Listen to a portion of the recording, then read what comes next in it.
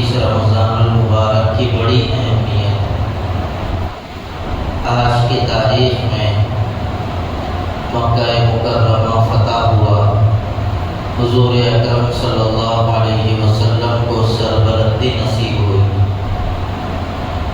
حضور صلی اللہ علیہ وسلم کو جب تک سرکار مکے میں تھے ستایا گیا، مارا گیا، پیٹا گیا، حضور کو مکہ چھوڑنے پر مجبور کیا گیا، لیکن سرکار کو مکے سے اتنی محبت تھی کہ حضور اکرم صلی اللہ علیہ وسلم نے ہجرت کے وقت بھی بیت اللہ کو دیکھ کر یہ فرمایا تھا کہ مجھے تجھ سے بڑی محبت ہے، مگر اگر یہ لوگ مجھے ہجرت کرنے پر مجبور نہ کرتے تو میں تجھے کبھی نہ چھوڑتا۔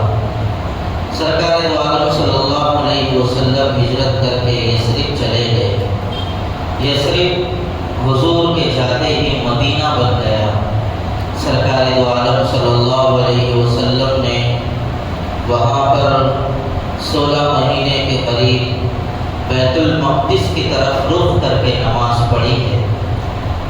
جب حضور ہجرت کر کے گئے تو لوگ اس وقت بیت المقدس یعنی مسجد اقصیٰ کی طرف رخ کر کے نماز پڑھتے تھے، وہ قبلہ تھا، لیکن حضور کی تمنا یہ تھی کہ بیت اللہ پھر سے قبلہ بن جائے، یعنی مکے کو پھر سے قبلہ بنا دیا جائے۔ سرکار دو عالم صلی اللہ علیہ وسلم کی اس تمنا کو اللہ نے پورا فرمایا۔ مدینہ شریف کی ایک مسجد میں حضور نماز پڑھا رہے تھے، 2 رکعت نماز ہو چکی تھی، ابھی 2 رکعت باقی تھی۔ اللہ تعالیٰ نے حکم نازل فرمایا کہ اب آپ مسجد اقصیٰ کی طرف سے رخ ہٹا کر بیت اللہ کی طرف رخ کر لیجئے۔ سرکار نے 2 رکعت نماز مسجد اقصیٰ کی طرف رخ کر کے پڑھائی اور 2 رکعت حضور نے مکہ شریف کی طرف رخ کر کے نماز پڑھائی۔ اس مسجد کو مسجد قبلتین کہتے ہیں۔ حضور صلی اللہ علیہ وسلم کو مکے سے بڑی محبت تھی اور پیار تھا۔ وجہ اس کی یہ تھی کہ حضور وہاں پر پیدا ہوئے تھے، سرکار کا خاندان وہاں پر تھا۔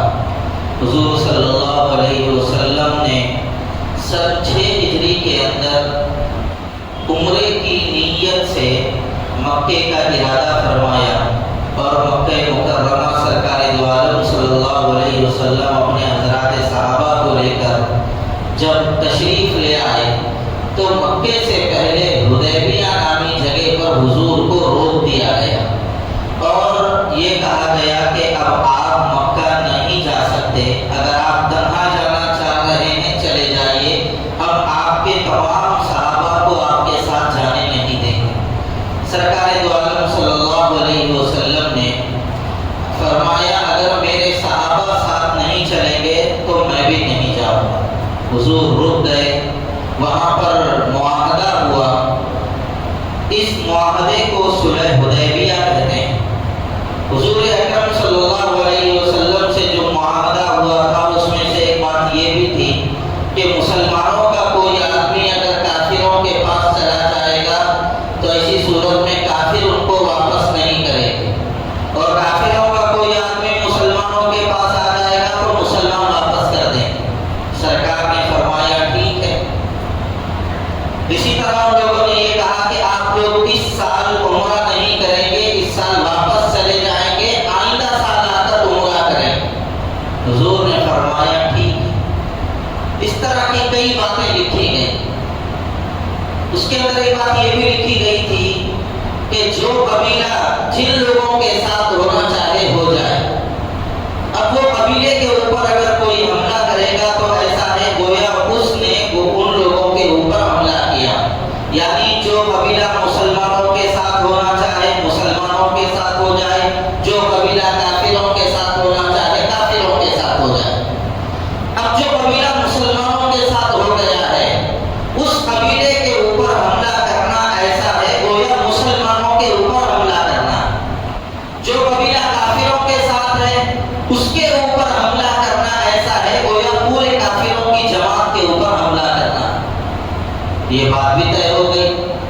جب یہ معاہدہ لکھا گیا، حضرت علی رضی اللہ تعالیٰ عنہ نے اوپر لکھا تھا میں محمد رسول اللہ، تو کفار و مشرکین نے جب یہ خط دیکھا معاہدے کا تو انہوں نے کہا کہ ہمیں یہ بات منظور نہیں ہے، اگر محمد کو ہم رسول اللہ مان لیں گے تو یہ جھگڑا ہی ختم ہے، یہ سارا جھگڑا اسی بنیاد پر ہے کہ ہم محمد کو رسول اللہ نہیں مانتے۔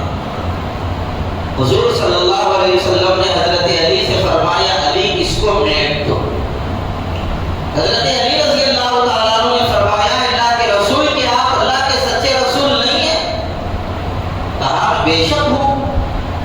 تو پھر آپ یہ بات میٹنے کے لیے کیوں کہہ رہے ہیں؟ میری ہمت نہیں ہے، میں نہیں میٹوں گا۔ پھر حضور صلی اللہ علیہ وسلم نے اپنے ہاتھ سے اس کو میٹا۔ پھر سرکار عالم صلی اللہ علیہ وسلم اور تمام مسلمان واپس چلے گئے۔ پھر سن 7 ہجری میں حضور صلی اللہ علیہ وسلم نے اپنے صحابہ کے ساتھ عمرہ فرمایا، عمرہ اطمینان کے ساتھ ہو گیا، حضور مدینہ چلے گئے، معاہدہ ابھی باقی تھا۔ اس کے بعد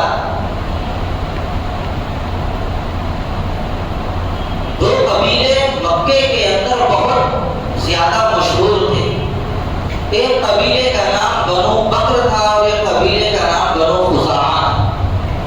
بنو بکر کافروں کے ساتھ ہو گئے تھے اور بنو خزاعہ مسلمانوں کے ساتھ ہو گئے تھے۔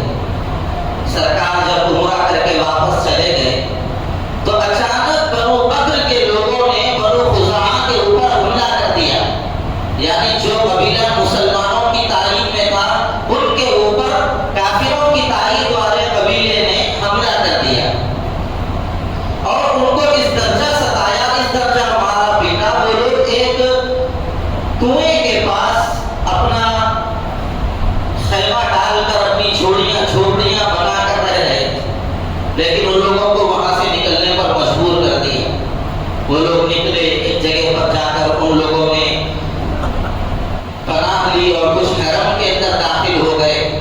تو جو شخص حملہ کرنے کے لیے آیا تھا بنو بکر کا، اس کا نام نوفل تھا۔ اب یہ لوگ حرم کے اندر آ گئے تو حرم کے اندر لڑائی جھگڑا، مارنا پیٹنا، ایک دوسرے کے اوپر حملہ کرنا یہ غلط سمجھا جاتا تھا اس زمانے میں بھی۔ لیکن نوفل نے یہ کہا کہ میں کسی کی اب تعظیم نہیں کروں گا، میں جو جہاں ملے گا اس کو مارتا چلا جاؤں۔ بہرحال ان لوگوں نے وعدے کی خلاف ورزی کی کافروں۔ اب اسی میں سے ایک شخص عمیر عمرو ابن سالم، یہ حضور اکرم صلی اللہ علیہ وسلم کے پاس آ کر اس نے سارا کا سارا واقعہ سنایا اور یہ کہا کہ بنو بکر کے لوگوں نے ہم پر حملہ کر دیا ہے، لہذا جو ہمارے اتنی جان کا اور اتنے مال کا نقصان ہوا ہے۔ سرکار دو عالم صلی اللہ علیہ وسلم نے فرمایا اے عمرو ابن سالم تمہاری مدد کی گئی ہے، تم گھبراؤ نہیں، پریشان ہو نہیں، اللہ کی طرف سے تمہاری مدد کی جائے۔ اس کے بعد حضور اکرم صلی اللہ علیہ وسلم نے حضرت عائشہ رضی اللہ تعالی عنہا سے فرمایا سامان تیار کرو، جنگ پہ جانا ہے۔ حضرت ابوبکر رضی اللہ تعالی عنہ آئے اور اپنی بیٹی سے فرمایا میری بیٹی کس چیز کی تیاری ہو رہی ہے؟ سرکار کہاں جا رہے ہیں؟ فرمایا اللہ اور اس کے رسول ہی بہتر جانتے ہیں، مجھے پتا نہیں۔ حضور خاموش انداز سے تیاری کرنے لگے۔ پھر اس کے بعد اپنے جانشین صحابہ سے فرمایا اب ہمیں مکہ جانا ہے اور ان لوگوں کے اوپر ہمیں حملہ کرنا ہے، جنگ کرنا ہے، لیکن اس کی خبر کسی کو نہیں دینی۔ خاموش انداز سے جس طرح ان لوگوں نے راتوں رات مسلمانوں کے تائید والے قبیلے کے اوپر حملہ کیا ہے، ایسے ہی ہم لوگ اچانک ان کے اوپر حملہ کریں۔ اور اطراف کے مسلمان قبیلوں کو بھی اطلاع دے دی گئی، وہ بھی تیار ہو گئے۔ حضور اکرم صلی اللہ علیہ وسلم نے جب پوری تیاری کر لی تو ابو سفیان کو پتا چلا کہ اس طرح کا معاملہ ہوا ہے۔ ابو سفیان اس وقت تک مسلمان نہیں ہوئے تھے۔ ابو سفیان سیدھے مکے آئے، یہ سیدھے مدینے آئے اور مدینے آ کر اپنی بیٹی حضرت ام حبیبہ رضی اللہ تعالی عنہا کے گھر میں تشریف لائے۔ حضرت ام حبیبہ حضور اکرم صلی اللہ علیہ وسلم کی زوجہ مطہرہ تھی اور ابو سفیان کی بیٹی تھی۔ ابو سفیان آئے اور بستر پر بیٹھنے لگے، بستر بچھا ہوا تھا تو حضرت ام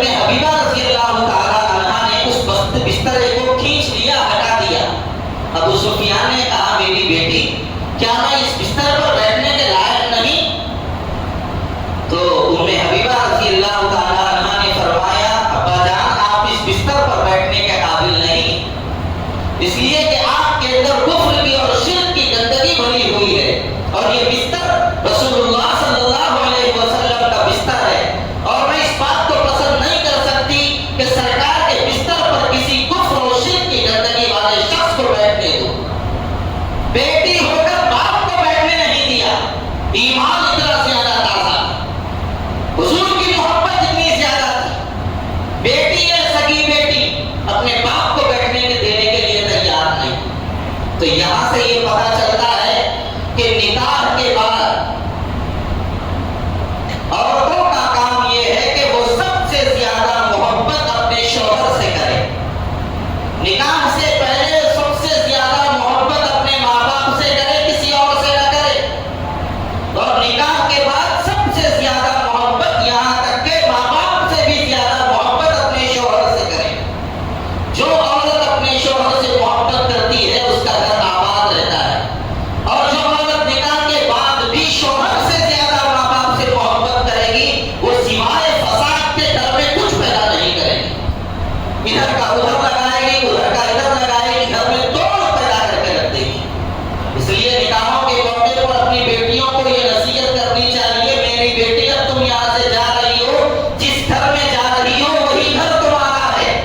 جو شوہر ہے تمہاری محبت کا اولین مصداق وہی ہے، تم اسی سے محبت کرو، اس کے علاوہ کسی سے محبت زیادہ نہ کرو. بہرحال حضور علیہ السلام کے بستر پر حضرت ام حبیبہ رضی اللہ تعالی عنہا نے ابو سفیان کو بیٹھنے نہیں دیا. وہاں سے نکلے اور نکل کر سیدھے حضور کے پاس آئے، یہ سوچ کر کے حضور کے پاس جائیں گے. چونکہ ان لوگوں نے معاہدے کو توڑ دیا ہے تو ظاہر سی بات ہے مسلمان کبھی بھی حملہ کر سکتے ہیں. جب ان لوگوں نے توڑ دیا تو مسلمان بھی حملہ کریں گے. تو یہ لوگ آئے تاکہ صلح صفائی ہو جائے، معاہدے کی مدت اور بڑھ جائے. لیکن حضور نے ان کو کوئی جواب نہیں دیا. حضرت ابو بکر کے پاس آئے، حضرت ابو بکر رضی اللہ عنہ نے بھی کوئی جواب نہیں دیا. ابو سفیان حضرت عمر کے پاس آئے، حضرت عمر رضی اللہ تعالیٰ عنہ نے بڑی سختی کے ساتھ ان کو جواب دیا اور اس کے بعد کہا تم یہاں سے چلے جاؤ. پھر وہ حضرت علی رضی اللہ تعالیٰ عنہ کے پاس آئے، حضرت علی رضی اللہ تعالیٰ عنہ نے ان سے کہا کہ تم اگر یہاں سے عزت کے ساتھ جانا چاہتے ہو تو ٹھہر کے یہ اعلان کر دو کہ میں امان میں ہوں، یعنی میں جو مدینہ آیا ہوں لڑائی جھگڑے کے لیے نہیں آیا ہوں، میں بات کرنے کے لیے آیا تھا. اب لہٰذا مجھے کوئی مارے نہیں، مجھ سے کوئی لڑائی نہیں کرے، نہ میں کسی سے لڑنے آیا ہوں نہ مجھ سے کوئی لڑائی لڑے. یہ اعلان کر دو اور مدینے سے نکل جاؤ. حضرت فاطمہ کے پاس گئے، حضرت فاطمہ رضی اللہ تعالیٰ عنہا نے فرمایا جو بات تم سے اللہ کے رسول نے نہیں کی، حضرت ابو بکر نے نہیں کی، حضرت عمر نے نہیں کی اور حضرت علی نے نہیں کی، میں کون ہوتی ہوں اس معاملے میں تم سے بات کروں؟ میں بھی بات نہیں کروں. حضرت حسن رضی اللہ تعالیٰ عنہ چھوٹے بچے وہیں پر کھیل رہے. حضرت حسن کی طرف اشارہ کر کے ابو سفیان نے کہا کہ تم اپنے اس بچے سے کہو کہ یہ بچہ مجھے امان دے دے تاکہ یہ بچہ بھی مدینے کا سردار ہو جائے اور مجھے بھی امان مل جائے. حضرت فاطمہ نے کہا میرا بچہ بھی اس لائق نہیں ہوا. بہرحال نا امید ہو کر ابو سفیان وہاں سے نکلے اور جب یہ مکہ جا رہے تھے تو وہاں پر ان کو جو لوگ مدینے سے واپس آ رہے تھے ان لوگوں سے ملاقات ہوئی. بہرحال ایک لمبا تفصیلی واقعہ ہے، یہاں پر اس کو بیان کرنے کا موقع نہیں ہے. حضور اکرم صلی اللہ علیہ وسلم نے رمضان کے پہلے عشرے ہی میں سارا ساز و سامان تیار کیا اور اس کے بعد رسول اللہ صلی اللہ علیہ وسلم وہاں سے نکلے اور مدینہ شریف کی جانب رخ کیا. حضور ہجرت کرنے ہی ہوئی، حضور صلی اللہ علیہ وسلم مکے کو نکلنے ہی والے تھے. حضرت حاتب ابن بلتعہ رضی اللہ تعالیٰ عنہ جو مسلمانوں میں تھے ہجرت کر کے مدینہ آئے تھے. حضور اس واقعے کو یعنی مکہ جانے کے واقعے کو راز میں رکھنا چاہتے تھے، لیکن حضرت حاتب ابن بلتعہ نے چٹھی لکھی اور ایک عورت کو دے کر یہ کہا کہ تم یہ چٹھی مکے والوں کو پہنچا دو، میں تمہیں اتنا معاوضہ دے دوں گا.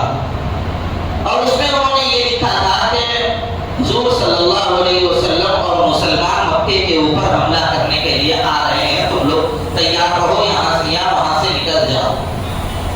حضور اکرم صلی اللہ علیہ وسلم نے ایک لشکر ایک جانب روانہ کیا اور ایک چند صحابہ کرام کو بلایا، حضرت علی رضی اللہ تعالیٰ عنہ کو اور دیگر چند صحابہ کرام کو بلایا اور بلا کر کہا تم لوگ روضہ خاک کی طرف جاؤ اور وہاں پر جنگل میں تمہیں ایک عورت ملے گی.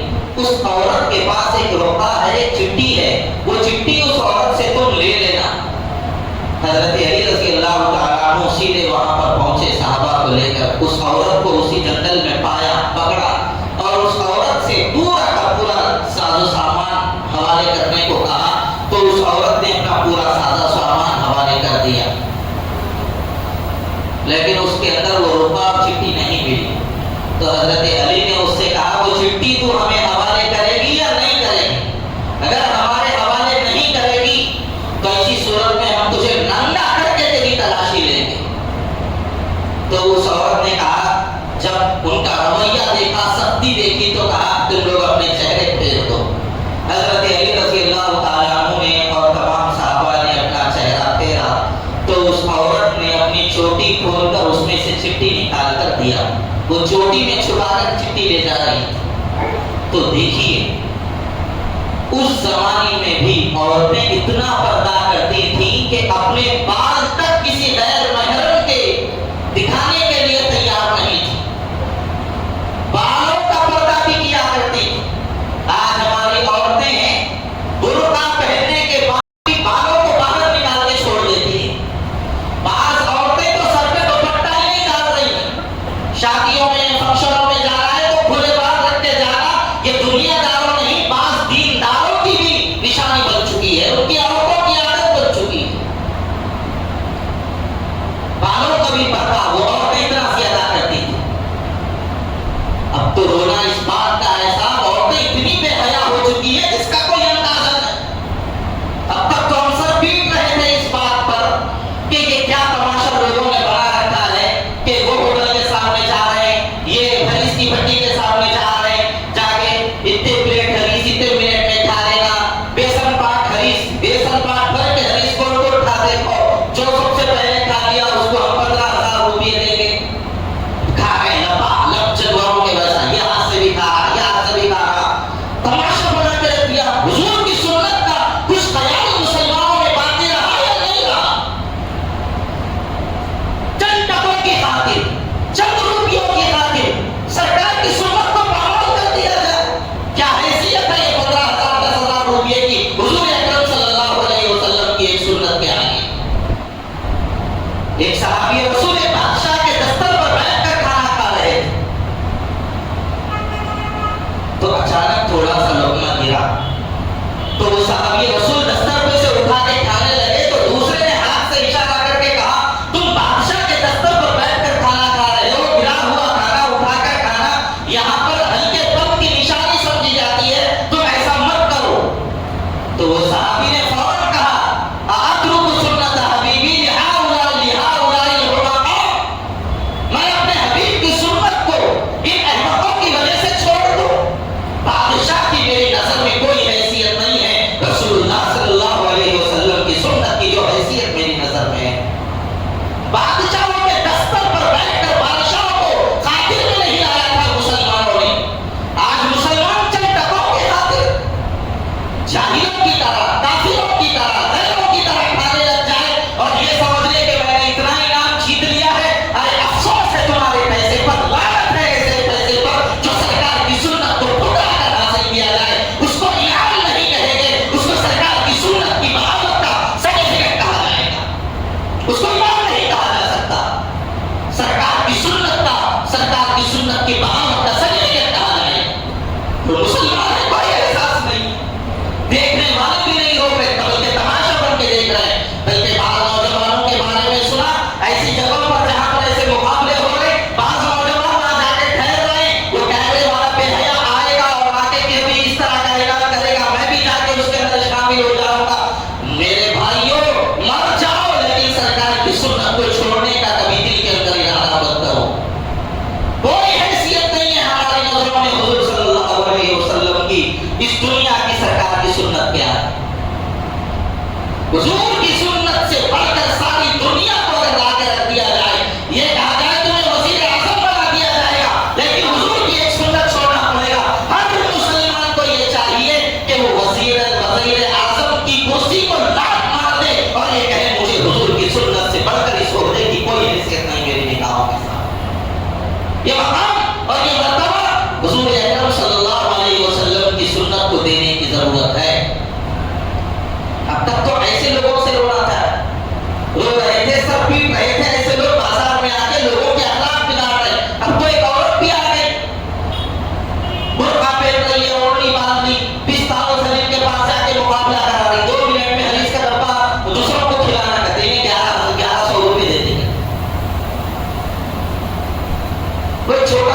ویڈیو بنایا، حلیم پپا کی حلیم بول، یہ عورت وہاں بھی پہنچ گئی بے حیا۔ کیا یہ ایسی عورتوں کا خاندان نہیں ہوتا؟ کیا ان کے شوہر نہیں ہوتے؟ کیا ایسی عورتوں کے خاندان میں ایک بھی ایسا باحیا انسان نہیں ہے جو یہ عورت سے کہہ سکے تم بازاروں میں کیا رنگا راج کر رہی ہے، کیا تماشا کر رہی ہے؟ حیا اور پردہ، حجاب و نقاب کا مسئلہ کورٹوں میں چل رہا ہے، ان لوگوں نے فیصلہ محفوظ کر کے رکھ دیا ہے، جس طرح طلاق ثلاثہ کا مسئلہ محفوظ کر کے رکھ دیا تھا، بابری مسجد کا فیصلہ محفوظ کر کے رکھ دیا تھا، وقت آیا اس کا بھاڑا پھوڑ دیا ان لوگوں نے۔ ایسے ہی حجاب کا یہ لوگ ایک موقع کی تلاش کر رہے ہیں، کبھی موقع مل جائے اور یہ فیصلہ سنا دے، اور ہماری عورتیں ہیں بے حیا بن کر، بے حجاب بن کر لوگوں کے سامنے گھوم رہی ہیں، جبکہ اس زمانے کی عورتوں کو دیکھو، مسلمانوں کے خلاف کام کرنے کے باوجود بھی سر پہ بال کسی غیر محرم کو دکھانے کے لیے تیار نہیں تھی۔ بہرحال حضرت علی رضی اللہ تعالیٰ عنہ نے اس عورت سے وہ روکا حاصل کر لیا، حضور کے پاس لایا گیا۔ اس خط کے اندر لکھا ہوا تھا کہ حضور صلی اللہ علیہ وسلم اور مسلمان مکے کے اوپر حملہ کرنے والے ہیں۔ کون لکھا تھا؟ حضرت حاتب بن بلتعہ رضی اللہ تعالیٰ عنہ نے لکھا، صحابی رسول۔ حضور نے فرمایا حاتب تم نے کیا کر دیا؟ یہ بات تو ہم راز میں رکھنا چاہتے تھے، تم نے اس راز کو کیوں فاش کرنے کی کوشش کی؟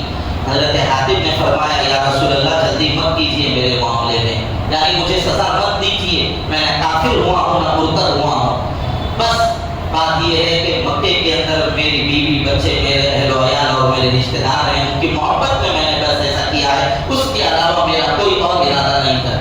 حضرت عمر نے تلوار نکال لی اور کہا یا رسول اللہ حکم فرمائیے اس منافق کی گردن اڑا دوں گا جس نے راز کو فاش کر دیا ہے۔ حضور علیہ السلام نے فرمایا عمر جلدی مت کرو، یہ بدر کے لوگوں میں شامل ہیں، یعنی غزوہ بدر میں جو لوگ شامل ہوئے تھے ان میں حضرت حاتب بن بلتعہ بھی ہیں، کہیں ایسا نہ ہو اللہ تبارک و تعالیٰ نے ان کی مغفرت کا اعلان کر دیا ہو اور ان کے بارے میں کہا ہو تم جو چاہو کرو، تم کو کچھ نہیں کیا جائے گا اور ہم ان سے انتقام لے لیں، یہ بات اچھی نہیں کو رہتے تھے۔ بہرحال حضور اکرم صلی اللہ علیہ وسلم آگے بڑھے اور جب مکہ مکرمہ پہنچے تو کسی کی ہمت نہیں ہوئی سرکار دو عالم صلی اللہ علیہ وسلم کے اوپر نظر اٹھا کر دیکھنے کی۔ ابو سفیان بھی مسلمان ہو چکے تھے، سارے لوگ سر جھکا کر سرکار دو عالم صلی اللہ علیہ وسلم کے آگے سر جھکائے تھے۔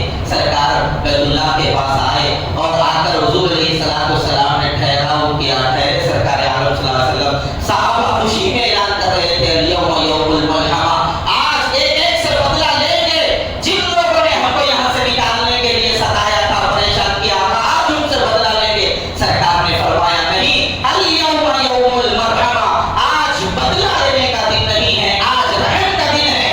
لا تثریب علیکم الیوم اذهبوا انتم الطلقاء، آج تمہارے اوپر کوئی داروگیر نہیں کی جائے گی، جاؤ تم سب کے سب آزاد ہو، تمہیں آزاد کر دیا گیا ہے۔ کوئی ابو سفیان کے گھر میں پناہ لے گا اس کو بھی معاف کر دیا جائے گا، کوئی بیت اللہ کے دامن میں پناہ لے گا اس کو بھی معاف کر دیا جائے گا۔ حضور علیہ السلام نے عثمان شیبی کو بلایا، عثمان شیبی جن کے پاس بیت اللہ کی چابی تھی وہ یہ سمجھ رہا کہ اب میرے پاس سے بیت اللہ کی چابی چلے جائے گی، اب میں کیا کروں گا؟ سرکار نے ان کو بلا کر کہا عثمان شیبی یہ چابی تم اپنے ہی پاس رکھو، تم سے ہم چابی نہیں چھینیں گے، جس کا جو مقام ہے اس کو وہ مقام دیا جائے گا۔ فتح مکہ کے دن جب سرکار عالم صلی اللہ علیہ وسلم بادشاہ بن گئے تھے، لیکن حضور صلی اللہ علیہ وسلم نے کسی کے اوپر نہ کوئی ظلم کیا نہ زیادتی کی، بلکہ ظالموں کے لیے معافی کا اعلان فرما دیا، اور اتنے زیادہ حضور اکرم صلی اللہ علیہ وسلم جھکے ہوئے تھے اپنے اوپر کہ سرکار کالا شملہ باندھے ہوئے تھے، سرکار کے جھکنے کی وجہ سے اور سجدے کی قریب جانے کی وجہ سے اس شملے کے پیچوں میں ہلکی سی نرمی آ گئی تھی اور ڈھیلے پڑ گئے تھے، اتنا زیادہ حضور جھک جھک کر اللہ کے حضور میں شکریہ ادا کر رہے تھے۔ تو آج یہ فتح مکہ کا واقعہ سنانے کی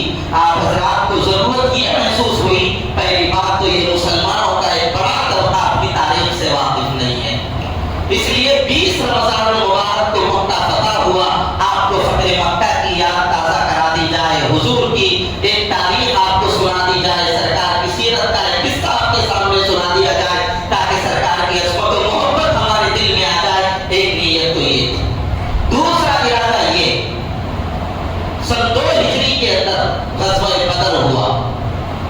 غزوہ بدر میں مسلمانوں کی تعداد 313 تھی اور کافروں کی تعداد 1000 تھی. مسلمان اس حالت میں بھی روزہ تھے. فتح مکہ جو ہوا 20 رمضان کو ہوا، اس حالت میں بھی مسلمان روزہ تھے 8 ہجری کے اندر. اللہ کی مدد اور اللہ کی نصرت قلت و کثرت کی بنیاد پر نہیں آتی ہے، جذبہ ایمانی کو دیکھ کر اللہ کی نصرت آتی ہے. 1000 کی تعداد کافروں کی تھی، 313 مسلمان تھے. عمیر ابن وہب کو ابو جہل نے بھیجا تھا، جاؤ جا کے مسلمانوں کا جائزہ لے کے آؤ بدر کے میدان میں. جب وہ پلٹ کر آیا، آ کر کہا کہ مسلمان تو اتنے تھوڑے ہیں، 1 اونٹ یا 3 اونٹ ان لوگوں کے لیے کافی ہو جائے گا، یعنی 3 اونٹ ذبح کر دیں گے تو سب کے لیے کافی ہو جائے گا، اتنی تھوڑی تعداد ان لوگوں کی. تو ابو جہل نے کہا اچھا ہم لوگوں سے مقابلہ کرنے کے لیے آئے ہیں اتنی تھوڑی تعداد لے کے. مسلمانوں کے پاس کیا تھے؟ صرف 2 گھوڑے تھے، 6 تلواریں تھیں، 8 سرہیں تھیں، 70 اونٹ تھے بس. جن لوگوں کے پاس تلوار وغیرہ نہیں تھی وہ لوگ کھجور کی لکڑیاں اپنے ہاتھوں میں لیے ہوئے تھے. کتنا ہی ساز و سامان آلات ہر وہ سب مسلمانوں کے پاس تھے. اور کافروں کے پاس پورے ہتھیار سے لیس ہو کر وہ آئے تھے. ابو جہل نے شرح و تمام کی مجلسیں جمائی رات میں اور کہا اتنی تھوڑی تعداد ہے، جو رسیاں ہم مکے سے لائے ہیں وہ رسیوں میں مسلمانوں کو باندھ کر اونٹوں پر گھسیٹتے ہوئے مکے کو لے جائیں. عمیر ابن وہب نے کہا ابو جہل میں نے اگرچہ ان کی تعداد کو تھوڑا دیکھا ہے لیکن تم زیادہ عیش و عشرت میں مبتلا مت ہو جانا. ان کی تعداد تھوڑی ضرور ہے لیکن میں نے ان لوگوں کو زخمی سانپوں کی طرح دیکھا ہے، یعنی سانپ کو اگر زخم لگ جائے تو جو سامنے نظر آ رہا ہے اس کو کاٹ دے گا. میں نے ان کو اس انداز سے دیکھا ہے، ان کی آنکھوں میں میں نے بلا کا زہر دیکھا ہے اور دانتوں میں ایک طرح کی کٹاس دیکھی ہے، گویا ان کے پیٹ پیٹ سے لگے ہوئے ہیں اور وہ کافروں کو مارنے یا خود مرنے کے لیے ایسے بےتاب ہیں، گویا موت سے گلے لگانے کو تیار ہیں. لہذا تم زیادہ سرمستی میں مبتلا مت ہو جاؤ. یہ کہا. اس کے بعد جب میدان کارزار گرم ہوا تو مسلمانوں کی تعداد اگر سے تھوڑی تھی، کھانے کے لیے کوئی زیادہ ساز و سامان نہیں، آلات ہر کوئی ضرورت مسلمانوں کے پاس نہیں، لیکن مسلمانوں نے 39 رقم کی 313 1000 پر بھاری ہو گئے. اللہ کی مدد آئی تھی. آج ملک کے حالات پورے ہو ایسے ہی ہیں. سارا کفر سارا باطل متحد ہے اور مسلمان اس وقت بے سہارا ہے. مسلمانوں کا کوئی سہارا نہیں ہے سوائے اللہ کی ذات کے. 17 رمضان کو غزوہ بدر ہوا تھا، وہ بھی رمضان میں، یہ بھی رمضان. فتح مکہ بھی رمضان میں ہوا تھا. اس وقت پوری باطل طاقتیں ہماری دشمن بنی ہوئی ہیں. زمین بھی دشمن ہے، آسمان بھی دشمن ہے، ہر طرف مسلمانوں کی دشمنی کی ایک ہوا چل رہی ہے. لیکن یاد رکھو مسلمان، اللہ نے قرآن میں فرمایا اگر اصحاب بدر کے اوصاف کو ہم اپنائیں گے آج بھی تو ہم کو کوئی نیچا نہیں دکھا سکے گا. اس کے لیے سب سے پہلی چیز اپنے ایمان کو مضبوط کرنا. ایمان مضبوط ہو جائے گا، باطل کے آگے مسلمان ایسا ایک دیوار آہنی کی طرح کھڑا ہو جائے گا، مسلمان کا کوئی نہیں بگاڑ سکے گا. آپ نے دیکھا ہوگا ایک بندہ چھوٹ جا رہا ہے، ایک بڑے حضرت ہیں جن کے بال سفید ہیں، بدن پہ کرتا بھی نہیں ہے، ہاتھ میں لاٹھی ہے اور وہ کافروں کے سامنے ٹھہر کے نعرہ تکبیر بلند کر رہا ہے. مسلمانوں کے اندر اگر جذبہ آ جائے، ڈرنے کی صفت ختم ہو جائے اور وہ اپنے ایمان کی بنیاد پر کھڑا ہو جائے اور وہ یہ تمنا کر لے کہ میں دنیا میں جینے کے لیے زندہ نہیں ہوں، میں تو جام شہادت پینے کے لیے زندہ ہوں، تو پھر دیکھو کہ کوئی کافر مسلمان کے سامنے آج بھی ٹھہر نہیں سکتا. کافروں کے اندر اتنی ہمت نہیں ہے. وہ اکیلا پورا شخص ان لوگوں کے پوری ریالی کے لیے اکیلا کافی ہو گیا. ان کی گاڑیوں کو رکا کر نعرے تکبیر بلند کر رہا، ان کی ہمت نہیں ہو سکی. آج بھی اگر قوت ایمان مسلمانوں میں تازہ ہو جائے، جذبہ ایمان مسلمانوں میں آ جائے تو وہ دن دور نہیں. ہم یہ کہتے ہیں آج بھی ہمارے ایمانوں میں وہ طاقت ہے کہ ایک ایمان والا 40 کافروں پر ضرور بھاری ہو کر رہے گا انشاءاللہ. شرط یہ کہ ایمان کو زندہ کرو، اپنے ایمان کو تازہ کرو. ہمارا ایمان تو یہ ہے صاحب رمضان میں کاروبار کرنا ہے،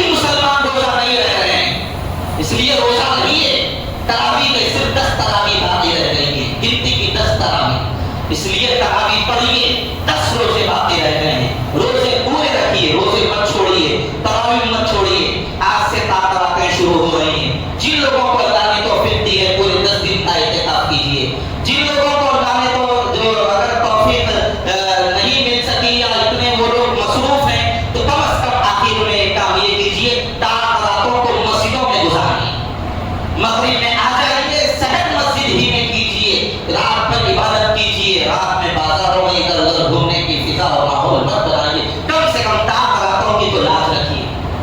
اور اللہ نے صاحب حیثیت بنایا ہے تو زکات ضرور دیجیے، زکات دینے میں کوتاہی مت کیجیے، میں اپنا مال لٹا دوں گا لیکن اللہ کا جو حکم ہے وہ حکم ضرور پورا کر کے رہوں گا، یہ جذبہ اپنے اندر پیدا کیجیے۔ اللہ تعالیٰ صحیح علم و عمل کے اپنے کرم سے توفیق عطا فرمائے۔ وآخر دعوانا الحمدللہ